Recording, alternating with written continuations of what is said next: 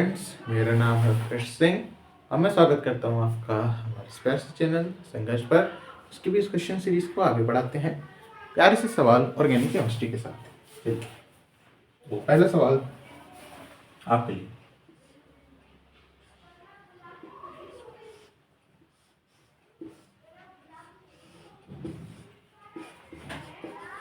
जैसे कि पिछली वीडियो में बताया था, इस वीडियो में हम लोग थोड़ा बेसिक स्ट्रेंथ के बारे में बात करेंगे।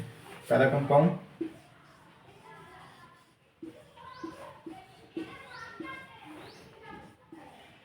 दूसरा,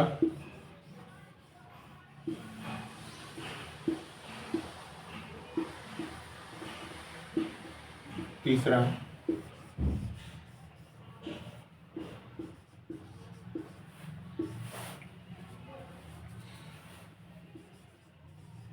चौथा। इनकी बेसिक स्ट्रेंथ को आप लोग को बताना है, डिक्रीजिंग ऑर्डर में अरेंज करना है। एक बेसिक सभी सवाल लिया है, अब इसके बाद अगला सवाल बढ़िया होगा। ये भी बेसिक है, मेंस में आ चुका है ऐसा सवाल, ऐसे आते रहते हैं। तो आई होप आप लोगों ने ट्राई कर लिया होगा। बेसिक स्ट्रेंथ पे बात करनी है। बेसिक स्ट्रेंथ होती क्या, थोड़ा हम लोग डिस्कस कर लेते हैं। ऐसा बेसिक स्ट्रेंथ ये होती है कि आपको क्या करना है, आपको बेस किसे कहते हैं। आप बेस की कई डेफिनेशन, एक डेफिनेशन नहीं है। बेस की एक डेफिनेशन होती है जो OH माइनस दे वो बेस है। बेस की दूसरी डेफिनेशन क्या होती है, जो अपना लोन पेयर दे वो बेस है ना। तो यहाँ पे OH माइनस वाली बात तो हो नहीं सकती, ठीक है। तो लोन पेयर वाली बात होगी। देखिए, नाइट्रोजन पे हर जगह एक लोन पेयर यहाँ पे है, एक लोन पेयर यहाँ पे, एक लोन पेयर यहाँ पे है और एक लोन पेयर यहाँ पे है, ठीक है। यही देगा। अब बात करिए, अब कौन सा अच्छा बेस है, मतलब जो अपना लोन पेयर आसानी से दे दे वो बढ़िया बेस है। अब कौन आसानी से दे सकता है ये कैसे पता करें, आई होप आपको पता होगा। देखिए, सब में रेजोनेंस हो रहा है बेंजीन रिंग के साथ। अगर रेजोनेंस होता है तो बेस अच्छा नहीं होता, एक एज अ फैक्ट याद कर लीजिए। अगर बाई चांस रेजोनेंस हो रहा है तो बेसिसिटी कम हो रही है। तो यहाँ तो सब में हो रहा है, तो हम लोग इस फैक्टर पे तो डिसाइड नहीं कर सकते कि कौन अच्छा बेस कौन बेकार बेस, क्योंकि सब में रेजोनेंस हो रहा है, ठीक है। तो किसमें नहीं हो, मतलब अब दूसरी बात, अगर यहाँ पे इलेक्ट्रॉन डेंसिटी कोई बढ़ा रहा है, मतलब इलेक्ट्रॉन की डेंसिटी वहाँ पे बढ़ा रहा है, यानी कि लोन पेयर अवेलेबिलिटी बढ़ा रहा है, तो अच्छा बेस होगा। मतलब वहाँ पे अवेलेबिलिटी है अच्छी, वहाँ से लोन पेयर दे सकता है। अगर वहाँ से कोई खींच रहा है तो बेकार है बेस, बेस की बेसिसिटी कम कर रहे हो आप लोग, है ना। तो कौन बढ़ा रहा है उस पर डिपेंड बात करते हैं। तो Cl का इंडक्टिव इफेक्ट लगता है, OCH3 का प्लस M लगता है, इसका माइनस आई डोमिनेंट होता है, पता हो ना पता हो नोट कर लीजिए। इसका रेजोनेंस वाला इफेक्ट से ज्यादा डोमिनेंट इसको माइनस आई होता है। ये प्लस एम है और ये माइनस एम है और ये न्यूट्रल, मेरा कुछ है नहीं यहाँ पे। तो आपको और जो बढ़ाएगा वो अच्छा बेस होगा। तो यहाँ पे जो ऑर्डर बनेगा वो C ग्रेटर देन A, क्योंकि A में कुछ हो नहीं रहा है। फिर उसके बाद B, फिर D। क्यों, क्योंकि भाई B और D में इसका माइनस एम लग रहा है। माइनस एम I से बहुत स्ट्रांग होता है, बहुत कम कर देगा यहाँ पे इलेक्ट्रॉन डेंसिटी, तो इतनी नहीं कर पाएगा। तो इससे सबसे बढ़िया बेस C है। फिर उसके बाद A है, तो A में कुछ नहीं हो रहा, B में खींचा जा रहा है और D में सबसे ज्यादा खींचा जा रहा है। चलिए नेक्स्ट सवाल पे आते हैं। सवाल आपके पास कुछ ऐसा है,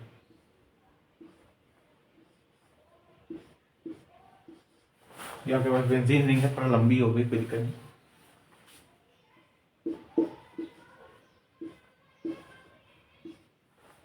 ठीक है, अरे एक चीज,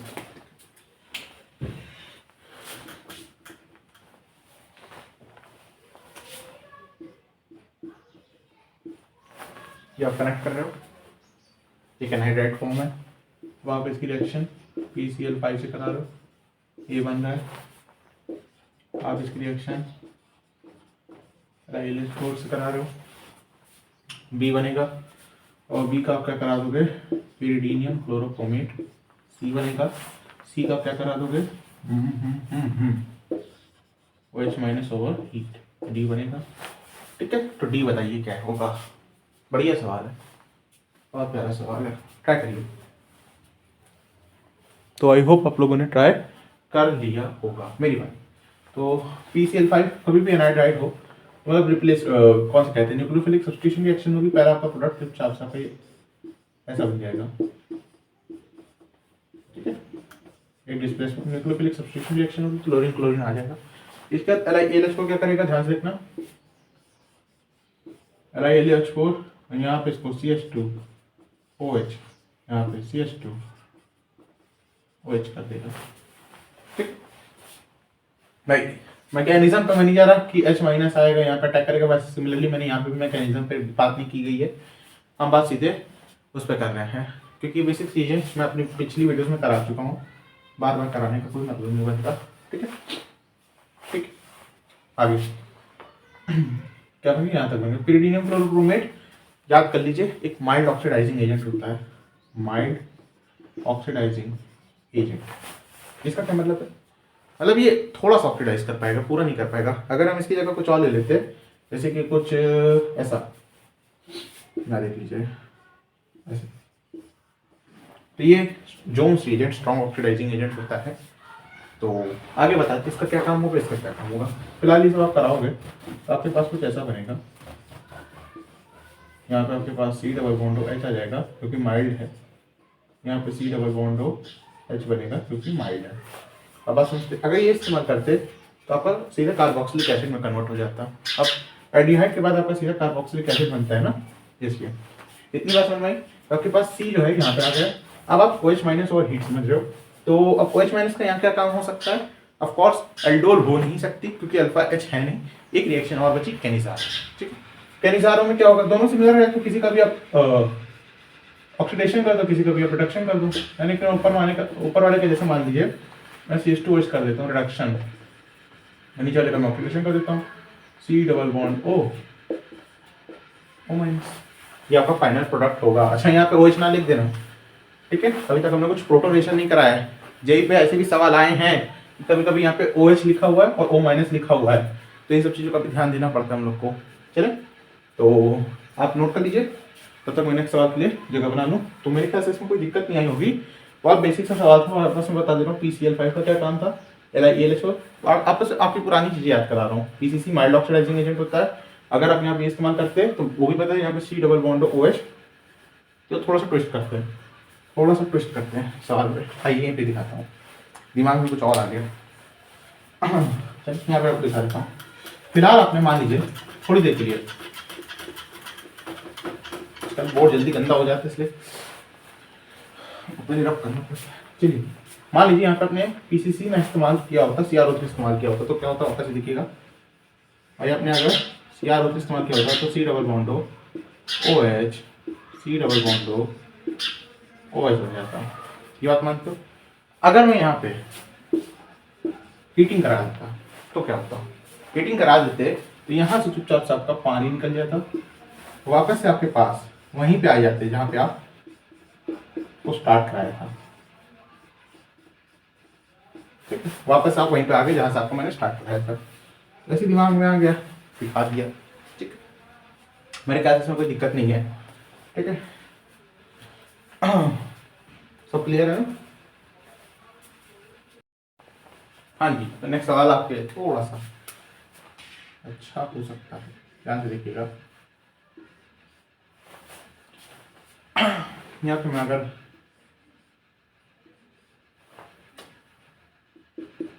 पानी तो चल नहीं रहा है ये, ठीक है,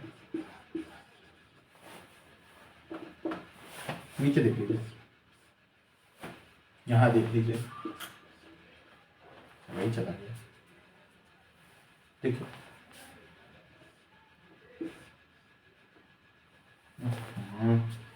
कहाँ बनाऊँ, यहाँ पे।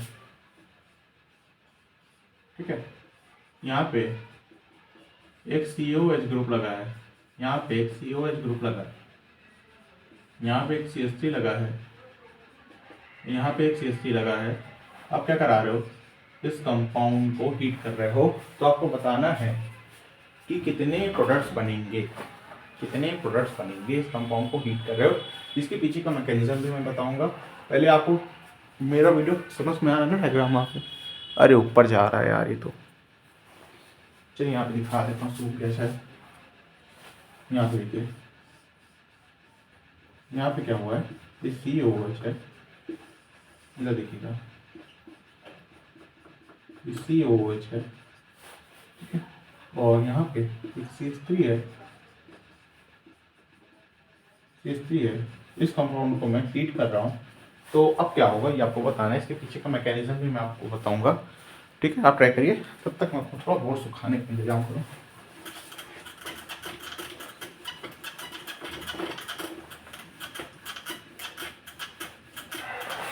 तो आई होप आप लोगों ने ट्राई कर लिया होगा। ठीक है, चलिए बात करते हैं इस कंसेप्ट के बारे में थोड़ा सा।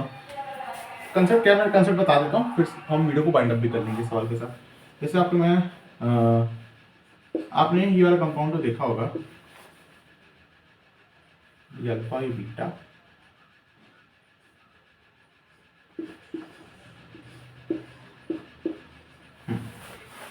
ये क्या है। जैसे यहाँ पे कार्बोक्सिलिक एसिड है और ये कीटो ग्रुप है, तो ये आपका ना पता हो तो ये आपका बीटा कीटो एसिड है। तो अगर आप इसको हीट करते हो तो मैं इसका भी मैकेनिज्म बता रहा हूँ, इसका भी मैकेनिज्म बता रहा हूँ, ध्यान से देखिएगा।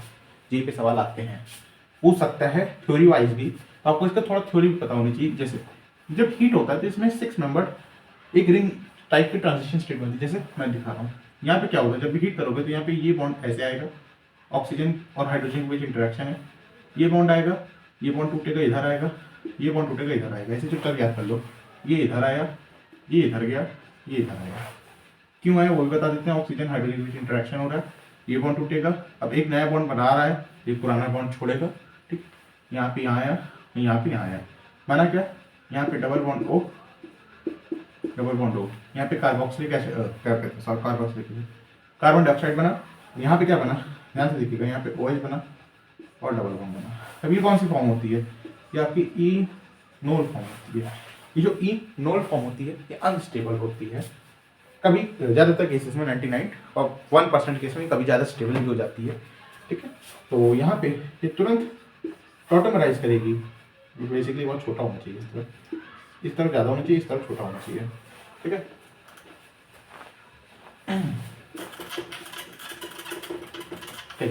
तो क्या होगा, आपके पास यहाँ पे डबल बॉन्ड आ जाएगा, आगे की तरफ बहुत ज़्यादा जाता है, पीछे की तरफ बहुत छोटा आती है रिएक्शन। इक्विलिब्रियम में थोड़ा सा परसेंट यहाँ भी होगा, कीटो फॉर्म में कन्वर्ट हो जाती है। तो कुल मिला के सार क्या है कि कभी भी आपके पास ऐसे बीटा कीटो एसिड दे रखा हो, यहाँ पे डबल बॉन्ड OH है, आपके पास कोई अल्फा कार्बन है, बीटा कार्बन है, और आप इसको हीट कराते हो, तो चुपचाप से इस ग्रुप को हटा देना है। ठीक है, चुपचाप से इस ग्रुप को हटा देना है। कुल मिला के पूरा सार है। और जिसको जैसे कि जेईई एडवांस के लिए प्रिपेयर कर रहे हो तो उसको ये सब पता होना चाहिए। जेईई मेंस के लिए इतना काफ़ी है, और जेईई एडवांस के लिए यहाँ तक अच्छे से नॉलेज होनी चाहिए कि 6 मेंबर ट्रांजिशन स्टेट भी बन रही है। चलिए, अच्छा तो मैंने बीटा कीटो एसिड क्यों बताया, क्योंकि यहाँ पे तो डाइकार्बोक्सिलिक एसिड है, क्योंकि बीटा कीटो एसिड और डाइकार्बोक्सिलिक एसिड लगभग सेम मैकेनिज्म फॉलो करते हुए दिखा रहा हूँ। दिखा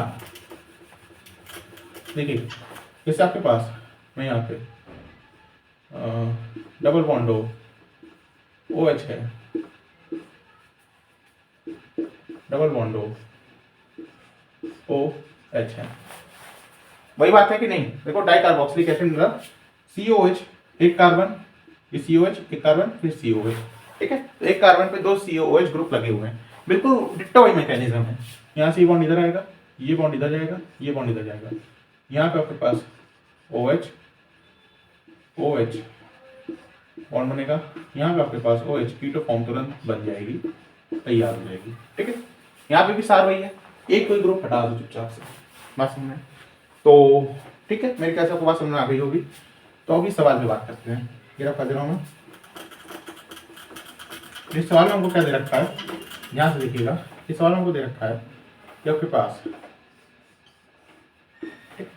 ये है, कोई भी एक COH ग्रुप हटा दीजिए।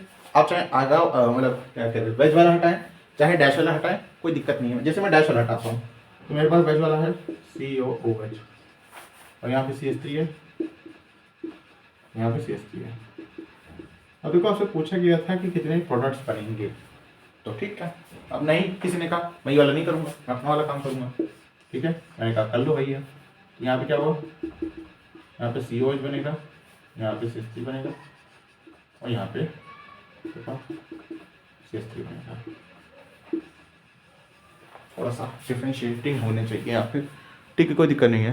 तो जैसे कहा, मैंने कहा मैं ये वाला काम करूँगा, आपने कहा आप ये वाला काम करेंगे। अच्छा, क्या ये दो अलग प्रोडक्ट्स हैं, देख के बताइए। पर इसके अलावा क्या ही कर सकते हो, है ना, या तो एक को, या तो उसको हटाओगे, या तो इसको हटाओगे।